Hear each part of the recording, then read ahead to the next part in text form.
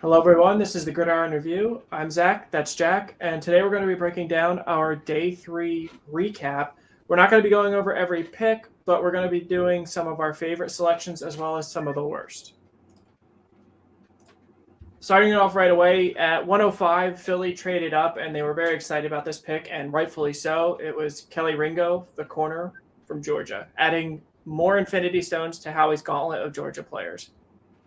Yeah, Ringo is a player that after day two, we were extremely surprised wasn't going. We're going on Twitter, Google, anything to figure out why he was falling with absolutely no news. And it wasn't until a little bit after Ringo had gotten picked that Rappaport reported that his shoulder was flagged in medical, but the primary reason seemed to be that when he was meeting with teams, they got a very bad vibe off of him, to say the least. They were calling it character issues, although that's not quite what I would characterize it as. But basically, they were saying he has like a five-star mentality where his work ethic is in question and different things like that.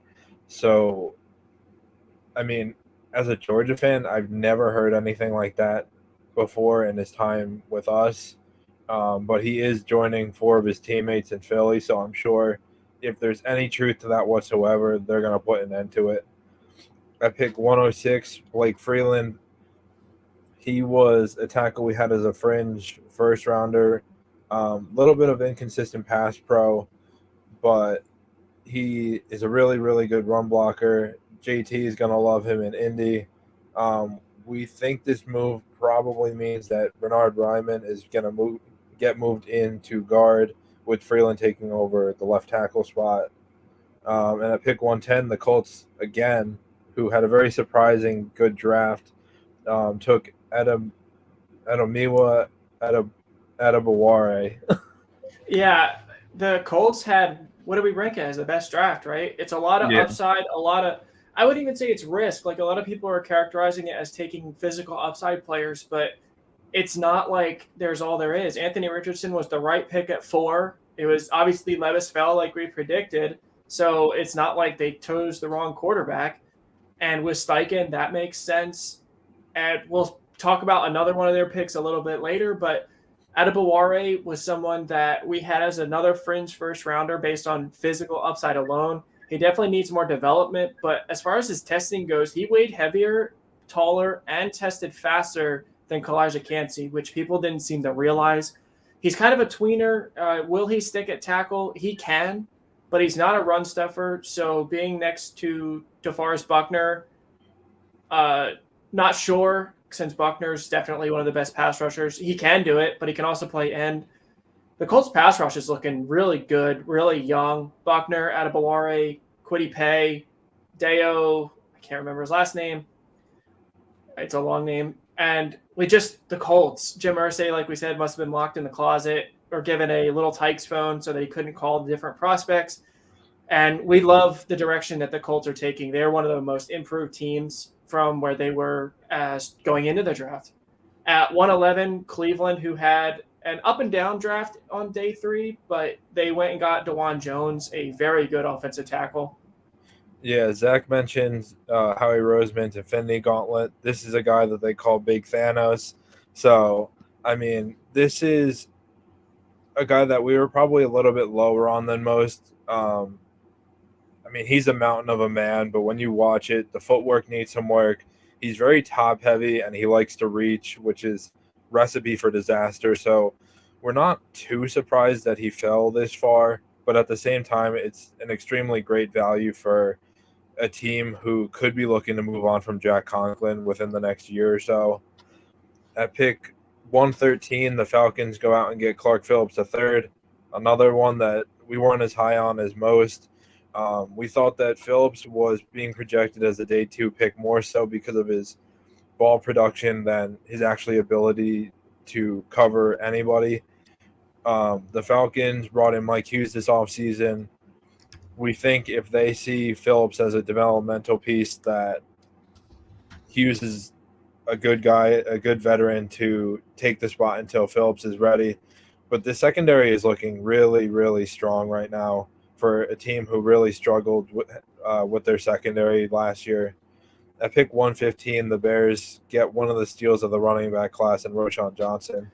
Yeah, the running backs fell in general. Roschon was our running back 4. He's effortlessly powerful. I saw a way to describe him, and that's perfect.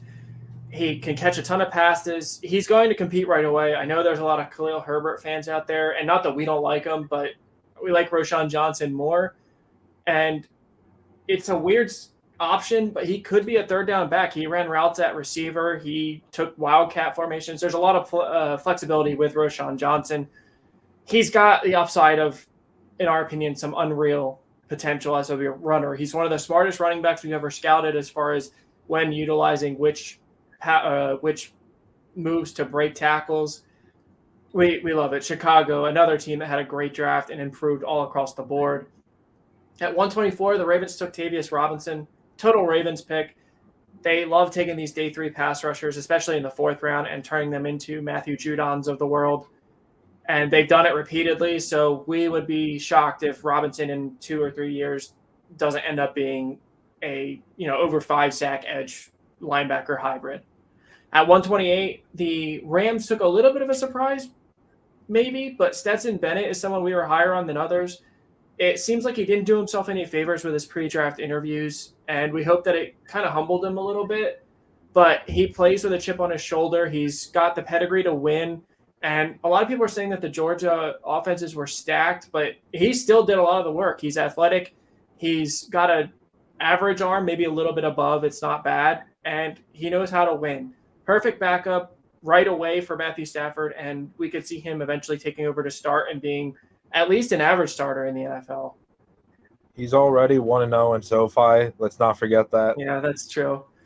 At 131, the Bengals took Charlie Jones.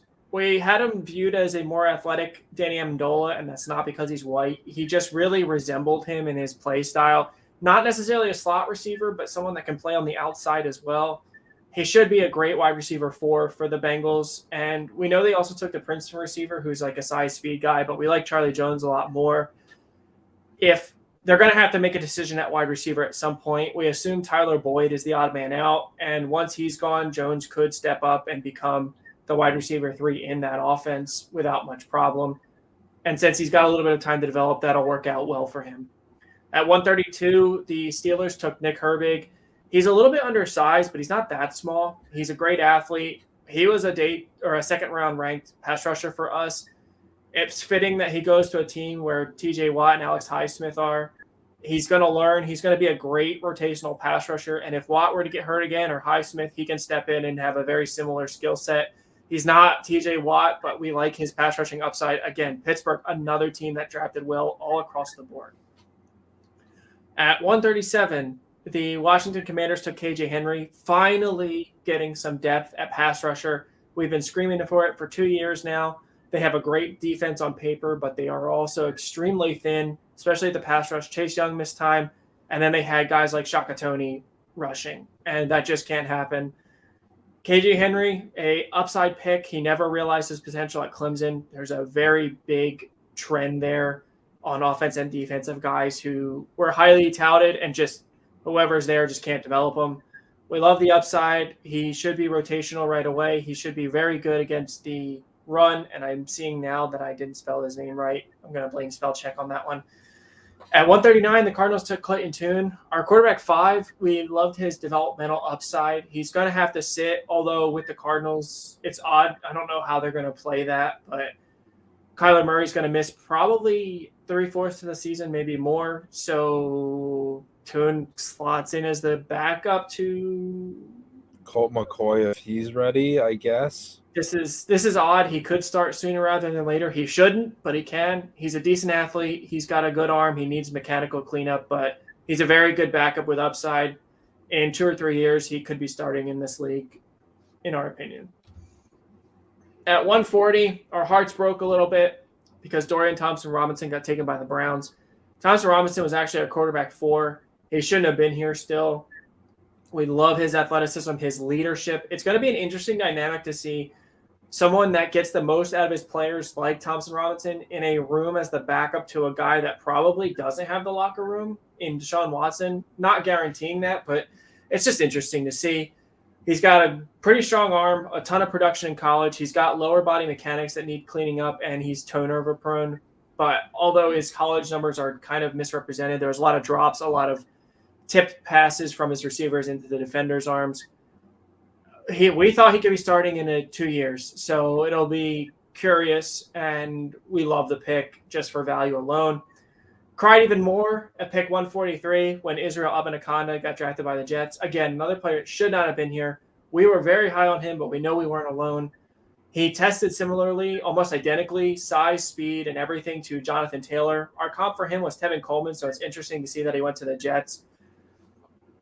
It's sad because he's going to be behind Breece Hall, and unless Hall's knee is not recovering like they want, he's going to be nothing more than a spelling of Hall. He's lightning in a bottle. He's not experienced pass catching. He can, but we really thought he had feature back upside, and he still might. Who knows what happens with Breece Hall? But this is very similar to the Charbonnet pick by Seattle, where it's a great back going to a situation where he's a part-timer at most. And if you want to chime in on any of these, you can stop me. At 147, the Titans took Josh Wiley. I think I always get confused if it's Wiley or Weil. Some people love this pick. Some people hated it. We're in the group that loved it. He's a great run blocker with a ton of experience there, but he wasn't used a lot in the passing game. However, he's got the athleticism to be featured in the passing game. He's a different tight end from Chigakonkwo, so they can run 12 personnel because they didn't take a receiver. Not sure what the plan is there. But catching passes from Will Levis and rookie camp and stuff should allow them to build a rapport. And when Levis takes over, we expect Wiley will probably take over as the inline tight end, and Okonkwo can be flexed out wide. Very similar to when they had like Austin Hooper and Jonnu Smith. I think they had them at the same time. But Austin Hooper and Chico Okonkwo. Hooper's Wiley is a good replacement for Hooper. At 153, the Buccaneers took a line. Dennis. Yeah, I didn't know how to say his first name. They took a linebacker.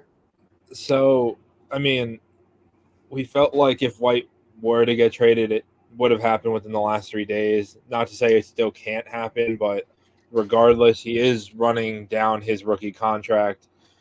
Dennis was a prospect out of Pitt that we liked as a third down prospect, has value as a special teams player, but he is not ready to start 3 downs right now. It's hard to imagine that he's going to be a third down backer for the Bucs just because White and David are 2 of the best in the league. They are 3 down players. If they want to, put in a different package where they got 3 linebackers on the field for blitz or whatever, Dennis could be that guy. But these are 2 guys that it makes a lot of sense for him to sit behind. And then I'm just going to throw this in here because I don't know what number he was. We forgot to put Henry To'oTo'o on this list, but he did go to Houston on day 3. We were much lower on him than most. We're extremely glad that he went on day 3. Obviously, we wish him nothing but success, but this is like where the Texans got him was like perfect. He can sit behind 2 veterans in Corey Littleton and Denzel Perryman while he continues to work. He can spell them on third downs if they decide that he's ready. He's a special teams player. And D'Amico Ryans obviously has the history of developing linebackers in San Fran. Like that is, I don't think I could have thought of a better fit for him. At pick 154, the Seahawks take Olu Oluwatimi, the center from Michigan. Austin Blythe, I believe, kind of unexpectedly retired at the beginning of the offseason. There were a couple guys we thought might fit in Seattle within free agency, and instead they go with the rookie. They did bring in Evan Brown from Detroit, who some people seem to think will start. We were higher on Oluwatimi than most and think that at the very least he'll go in and push Brown for the starting spot. Similar to Tippmann, we thought if you weren't willing to spend an early round on Tippmann, Oluwatimi was his was the Walmart version that you could get later. At pick 157, Baltimore takes Kyu Blu Kelly, the corner out of Stanford. I absolutely love this fit. Kyu was a cornerback that we were extremely high on, probably nowhere near anybody else. Super physical in press. His jam was one of the best we saw this offseason of any of the corner prospects. Baltimore did draft 2 day 3 corners last year, but really outside of that, they haven't brought in a replacement for Marcus Peters. We expect Caillou to walk in training camp in August and push everybody in the room for cornerback 2 duties opposite Humphrey. We know Martindale's not there anymore, but Ravens still like their physical brand of football, and Kelly is going to bring just that. At pick 160, the Jaguars take Antonio Johnson, the safety nickel hybrid out of Texas A&M. We were lower on him than most, and a lot of that was me. I'm very low on the very popular prospects. But it seems clearly not. Johnson's tape was very up and down. He definitely has a high ceiling. He's like 6'2", 198. He's got the frame to fill out. He's got the frame to be a top-tier starter in the league.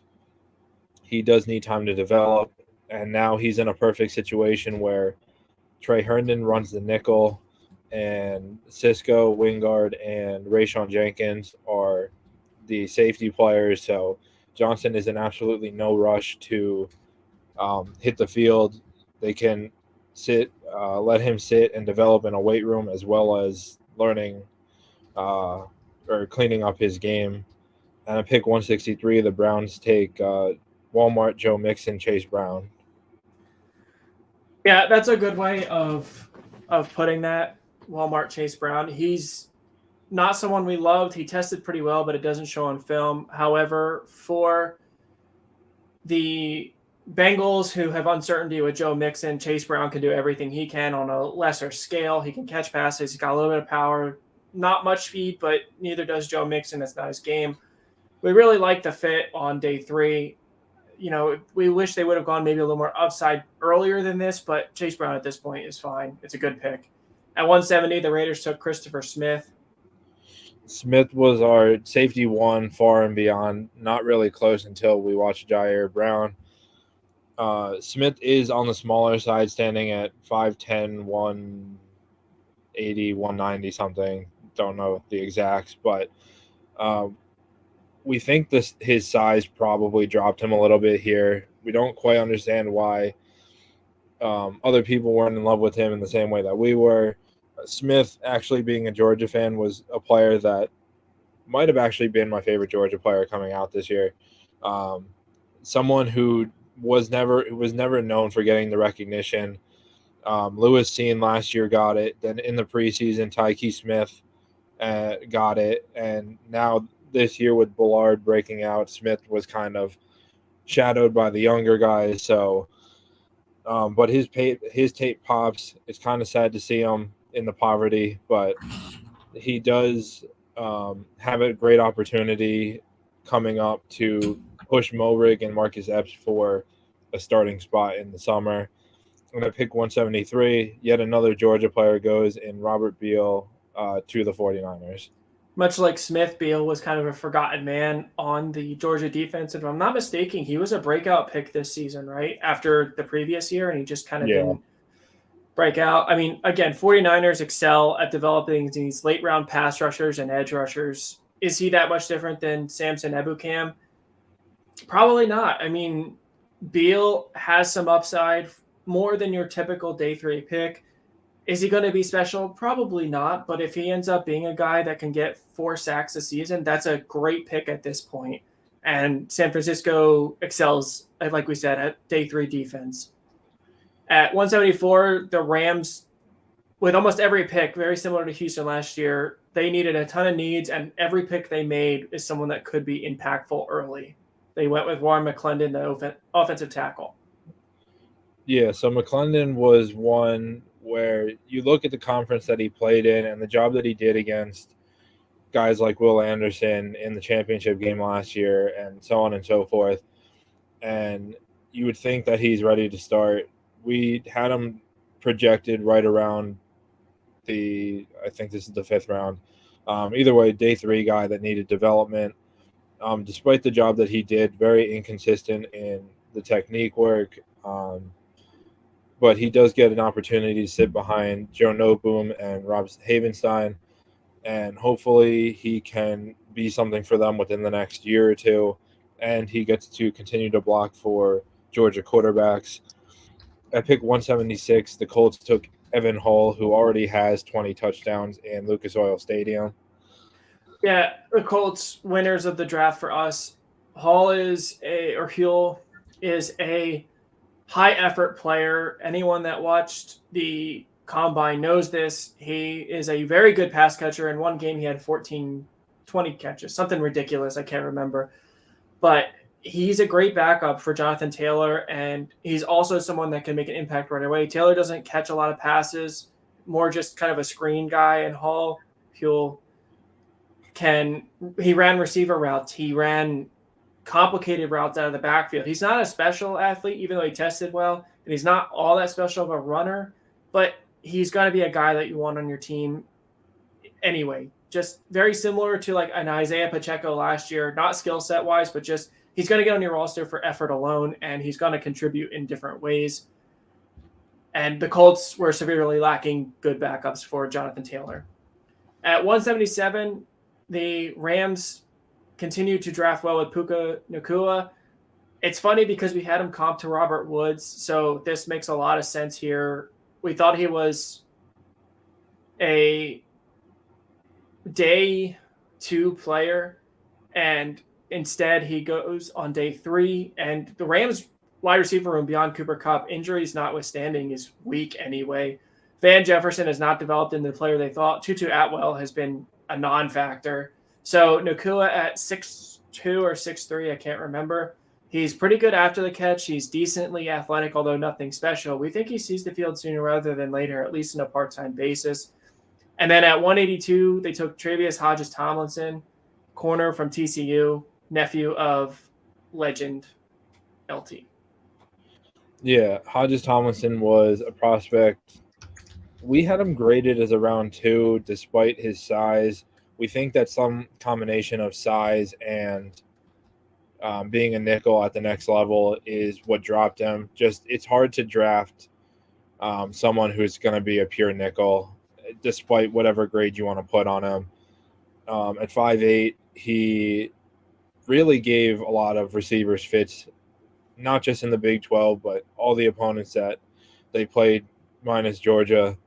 And the only question we have is what is the secondary going to look like next year, because they drafted Jacoby Durant to be the nickel last year, who's actually coming off a really good rookie year. So are they going to move Durant out, or are they going to keep Tomlinson outside? But, I mean, at this point in the draft, it's really good value.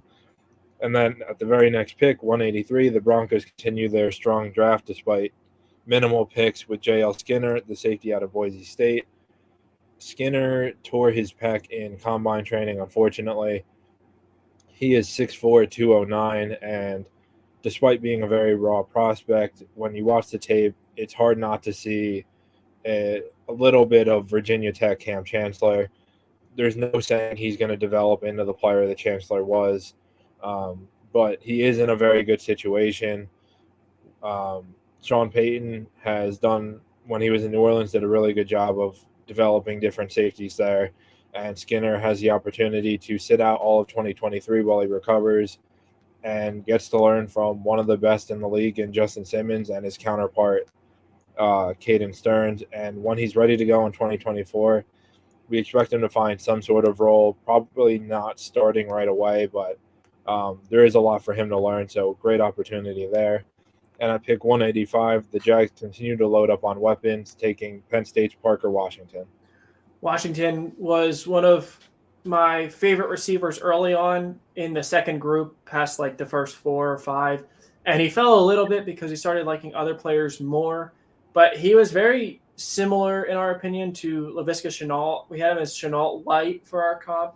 And we thought he'd be gone before here. He's a menace after the catch. He's thickly built. He shakes off tacklers. He's not a special route runner by any means, but he has decent hands.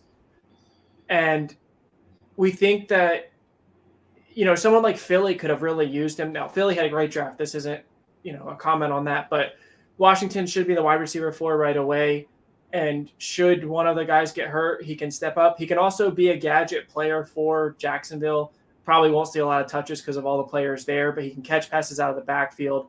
He's theoretically can return kicks and punts. It was just a great pick for a team that is trending definitely in the right direction.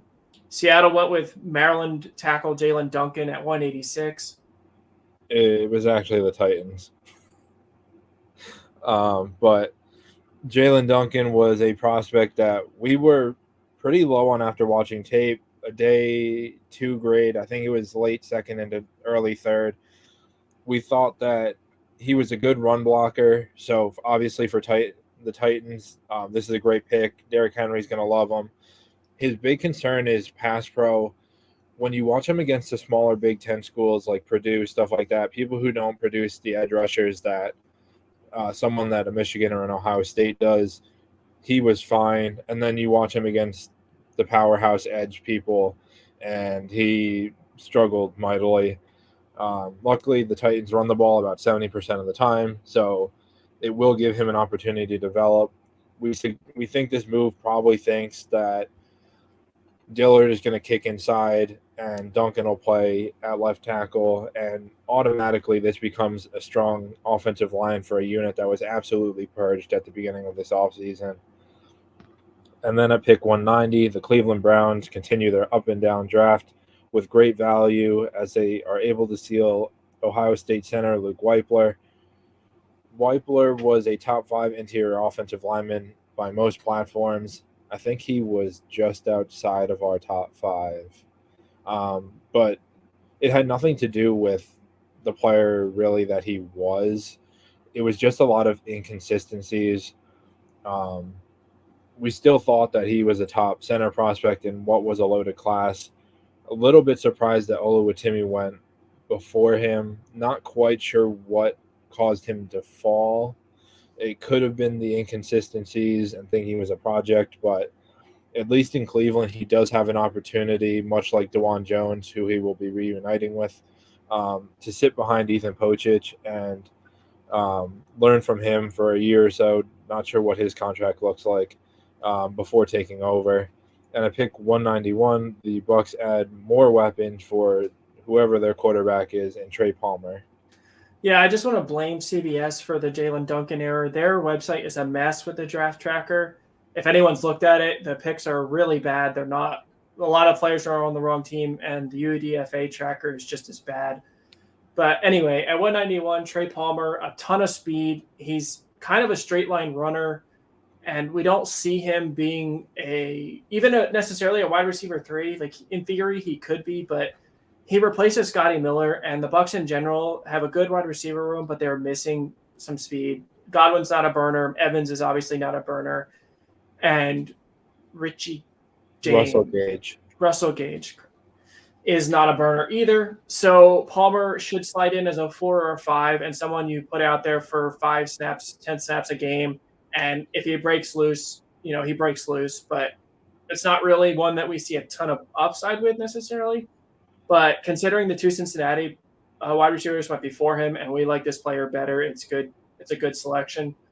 At 195, the Saints traded Adam Troutman for this pick, and they went with A.T. Perry.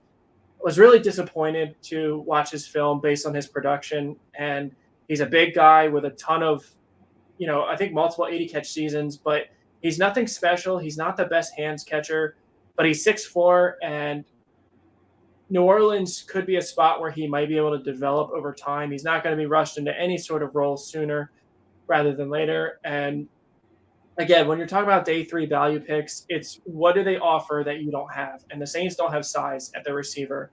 So A.T. Perry brings that, and he brings a lot, like we said, the production is there. It's just the skills don't necessarily match up. At 212, Dallas took one of our favorite day 3 picks in Deuce Vaughn.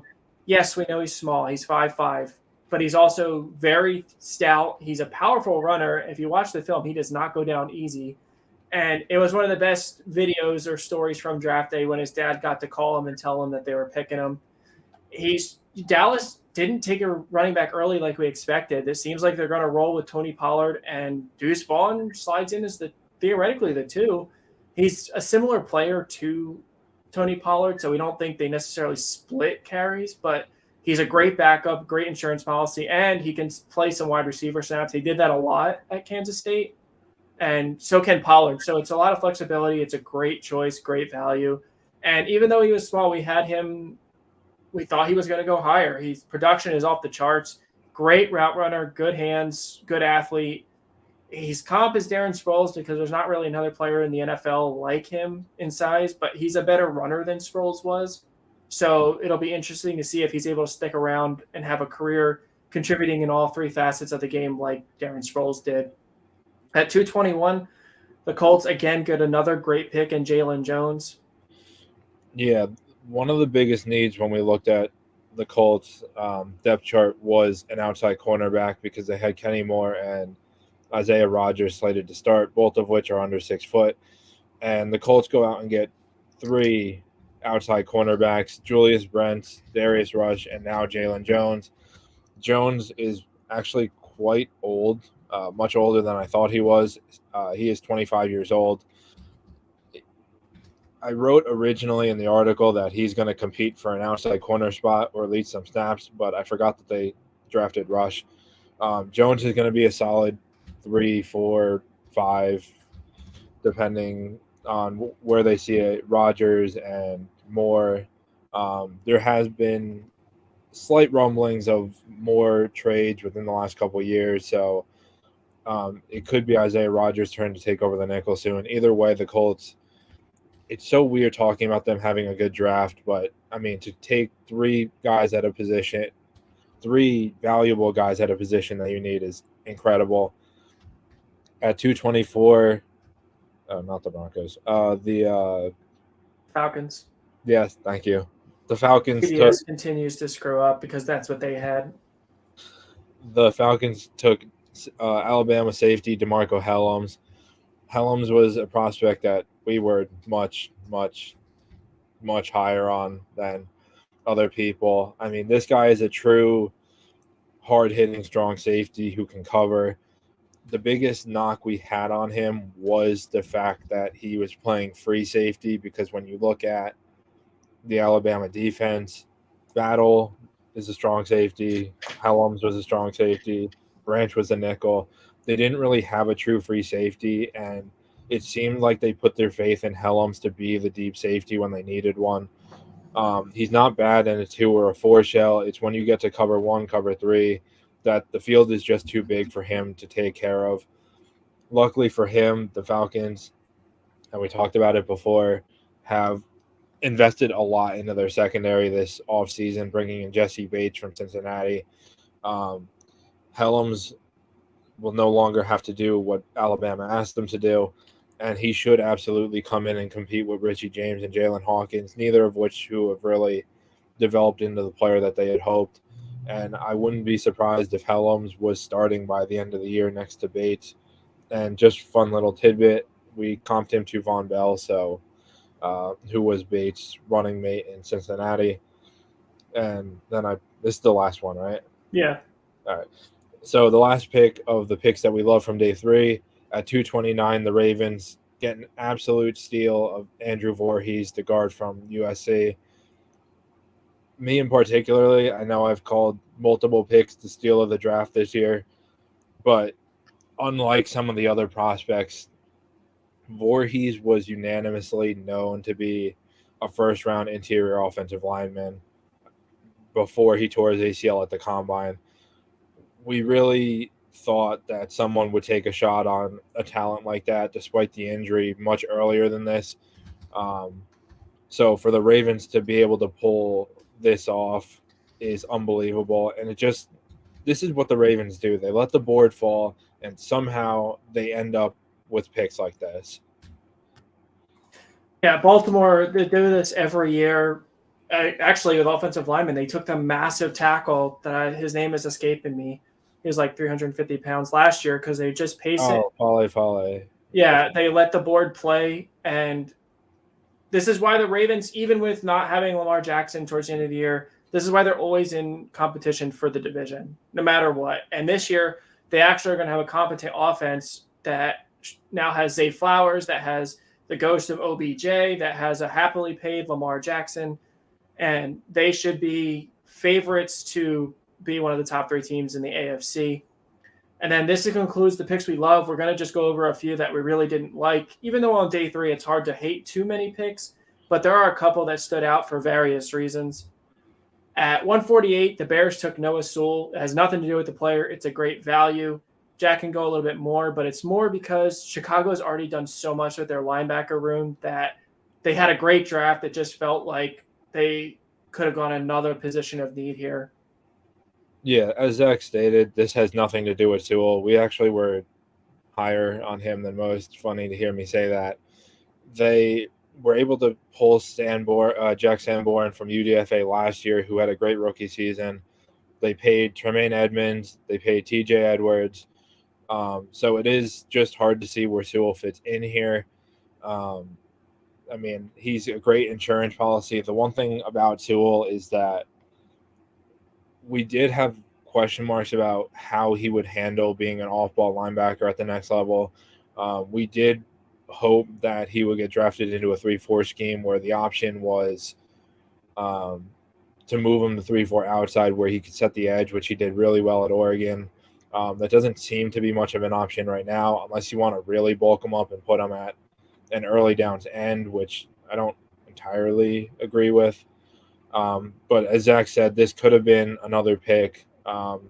We are kind of surprised that they didn't hit the edge at all. Obviously, Dexter and Pickens are picks that we love, but for them to just not take an edge with Gibson being arguably their best rusher right now is a little bit shocking.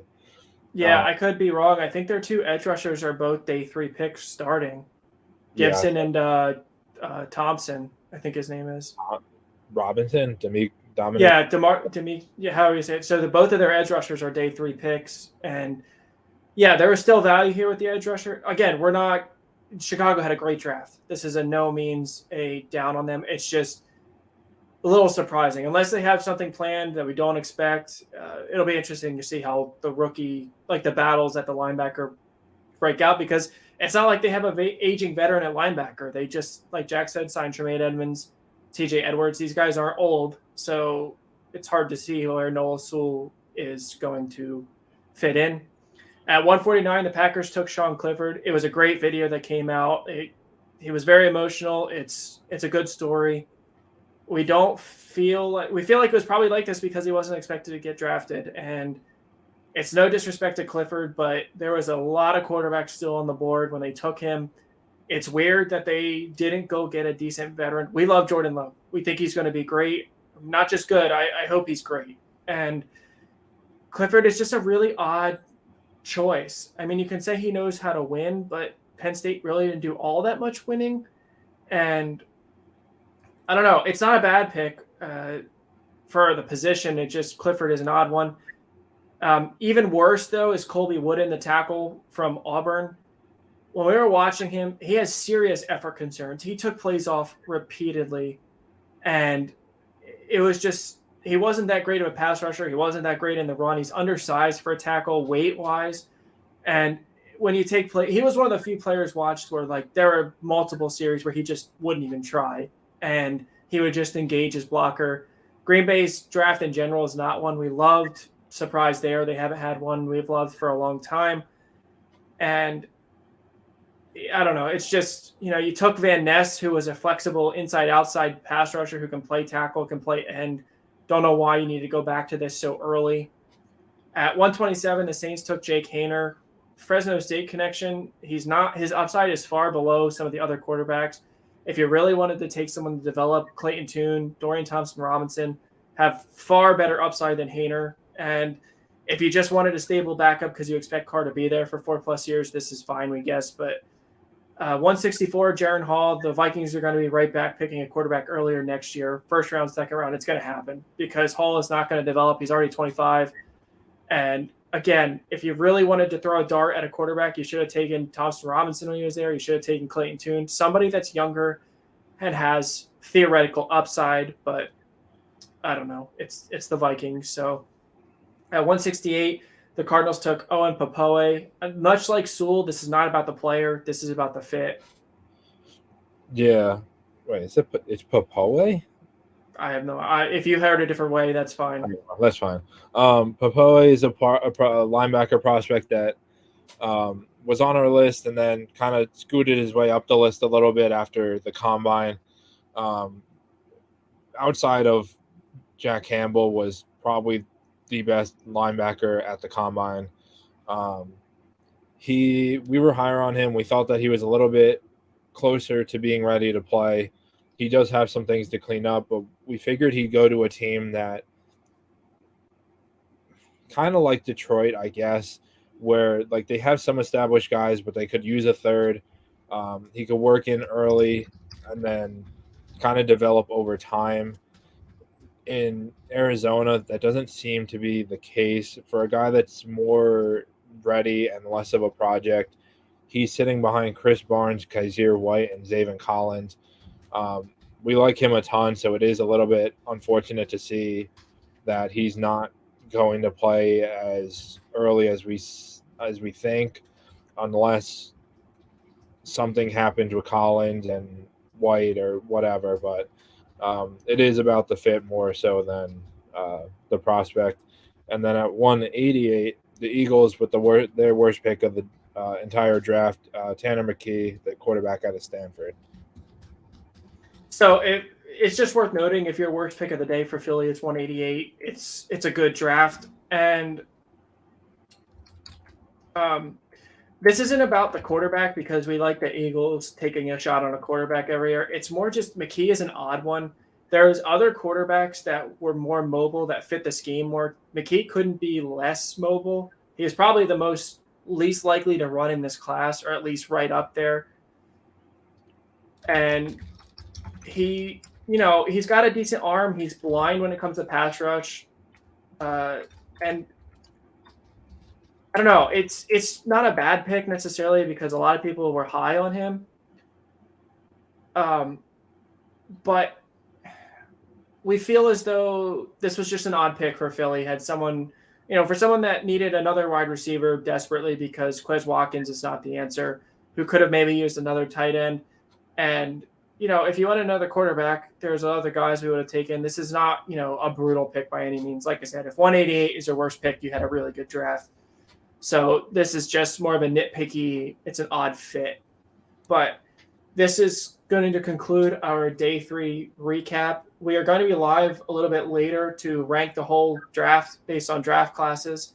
And we hope to see anyone there. We appreciate the comments, and we hope you have a great day.